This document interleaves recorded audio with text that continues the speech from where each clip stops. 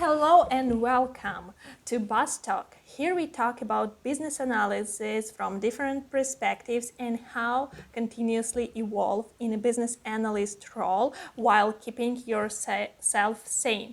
Your hosts are Anna and Sophie, and welcome to our channel. Please subscribe, share, like, and repost, and we will talk about more business analysis topics for you.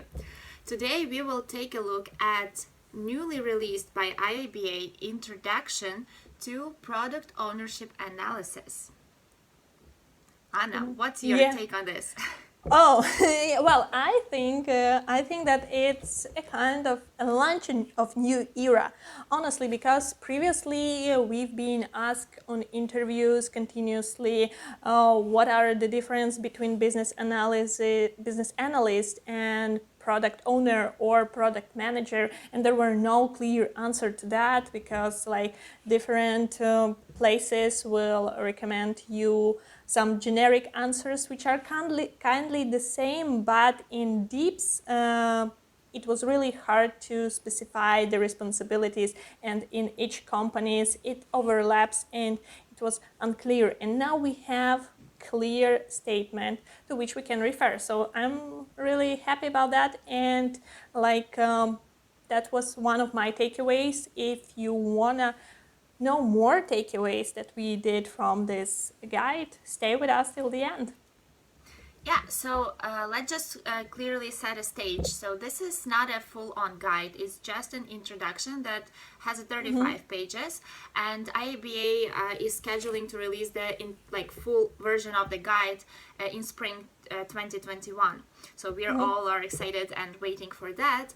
And I bet that after release of the guide, we will also see a new certification for product ownerships, product owners from IIBA. So I think opinions are already being split from what I've seen on the forums and chats. Someone thinks it's great and it's a logical next evolutionary step for the business analysis profession, and this introduction of the PO certification was expected, and others just think that it's another way for IIBA to make more money on more courses, more guides, sales, and more certifications. So what's your take on this, Anna? Okay, it's all about making money in the end of the day, but to be honest, I think that it's natural and natural evolutionary step, as you say. So I will put myself into that category of the people who think like that, because even in 2017, if I'm not mistaken, there were IT Arena in Lviv, and one of the presentation there were future of business analysis profession, and there were two directions. One direction was that you can go to more system analysis and become more technical analyst, or the other way is move to more strategic direction. And product ownership analysis to me seems that it's this strategic direction where business analyst will go in the future. I agree. I also fall in the category of people who think it's natural and actually needed, that there was already a need in the market and in the profession for this kind of a guide that will standardize this role and describe it, because from what I've seen now so far on the project and talking to my other colleagues, lots of business analysts, they are either helping product owners or they are acting as proxy product owners, and it's a quite common question on the interviews, like what is the proxy product owner and what does he do and how is it different from a real one, and everyone has opinion on this, but it was it's just an opinions. I don't think it was ever standardized. And then some of business analysts are actually being asked or staffed on the projects to be product owners, while not being professionally trained and prepared for this. So I think it kind of makes sense to have this guide and to have this kind of certification where person who is being put in that position, like you kind of being promoted, let's say, on the project to be a product owner. But if you don't really have a background or education in that, how can you make sure you perform that role well? So that will be the answer to this question.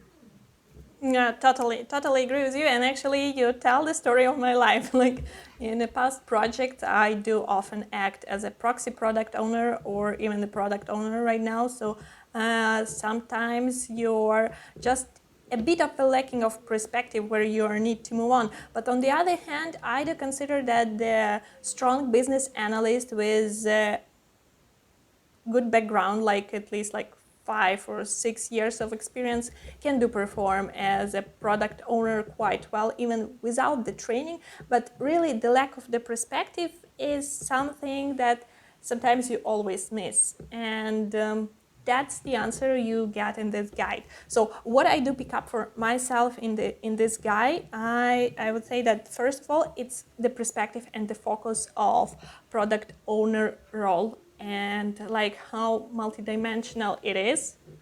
Another thing is what is the difference between product owner and project manager, which also was quite interesting to me. So as an example, I would give the following, like the product owner is responsible for detailed product delivery, which is quite common for the business analyst as well, like at least in my opinion. And product manager maintains product vision. Like another thing is that a product owner ensures that ongoing product value is aligned with customer and business needs, while product manager sets long-term product strategy and product roadmap. Like, and the last one I pick up here is that product owner involved in strategic and tactical product work, while product manager contributes to managing the product portfolio and total delivery. Like while I'm reading like product owner responsibilities, to me they have quite a lot in common with business analyst role, but then the guide gives you also an answer like what's the difference between product owner and business analyst, which is that it's different focus. Like while a business analyst focus on translating why into how, the product owner focus on determining this why and what.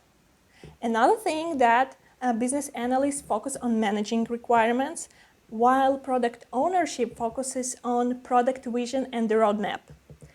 Another thing is that product owner also focusing on managing shapeable value and customer advocacy. Like again, those things to me is also quite common to be handled by the business analyst. Well, at least I do that and try. However, I think that this split here in this guide is super cool and you get the answers. Yeah, I also like it. I think you highlighted almost everything that's there, that the good stuff.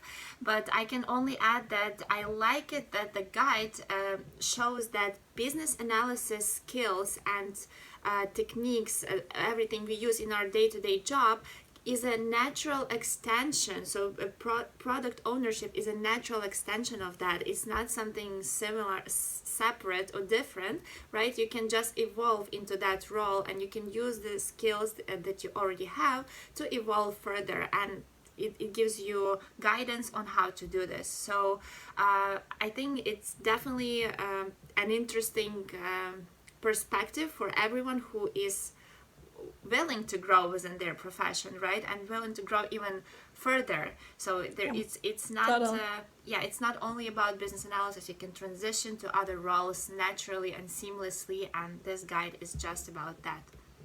Yeah, I totally agree. So do you have anything else to add here?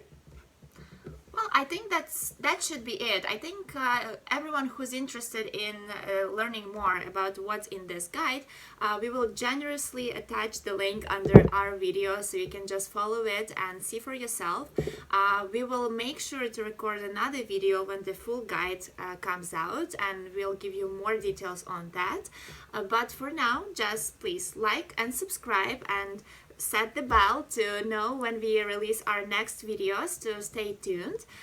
In case you missed our previous videos on trends in business analysis, please click here, and we will be happy. Or here. And we will be happy to get your feedback on what you think on the trends on this video. In case you have any ideas about the format or any other topics you would like us to reveal, just let us know and we'll be happy to do this. Thank you for being with us. Thank you for being with us till the end, and see you in our next episode. Bye bye. Stay tuned.